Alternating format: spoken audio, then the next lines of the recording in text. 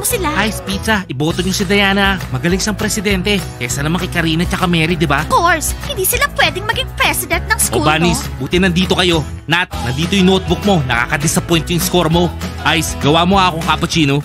Teacher Mike, ako na lang yung gagawa. Mike, promise, babawi ako. Ipa-perfect ko yung score ko next exam. Promise yan. Okay. Teacher Mike, aware ka ba na magre-re-elect na tayo ng school president this year? Oo, Teacher Mike. Kasi itong mga girls, gusto nila akong tumakbo ulit as president. Okay lang ba sa'yo yon? Wala bang problema? Kung tatakbo ko Diana, ulit? wala namang problema eh. Okay lang kung tatakbo ka ulit para maging presidente ng school natin. Pero eto si Nat, talagang nakakawalang gana yung score niya eh. Frogs are super, frogs are cool. Tatalunin namin kayong lahat.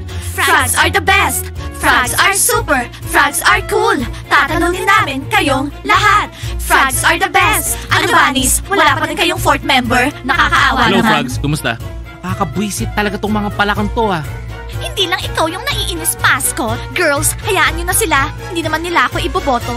Pero kapag ako na yung naging president, sigurado bibigyan ko sila ng hard time. Hayaan mo nga silang kumanta dyan.